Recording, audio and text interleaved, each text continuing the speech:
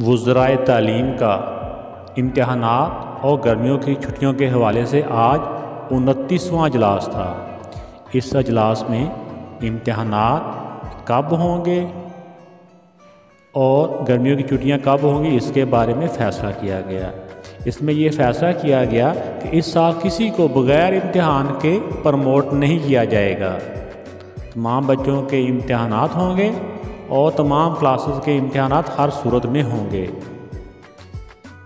ان امتحانات میں جو بورڈ کے ایگزام ہیں اس میں پہلے 10ویں اور 12ویں کے امتحانات پہلے ہوں گے۔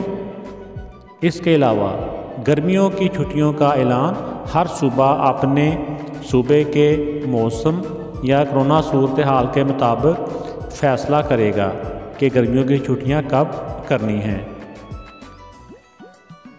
تو لہٰذا طلباء اپنی تیاری جاری رکھیں اور زیادہ ٹائم ملنے کا فائدہ اٹھائیں، نہ کہ ٹائم زیادہ ملنے سے بکس کو چھوڑ کے اپنا جو یاد کیا ہوا ہے وہ بھول جائیں۔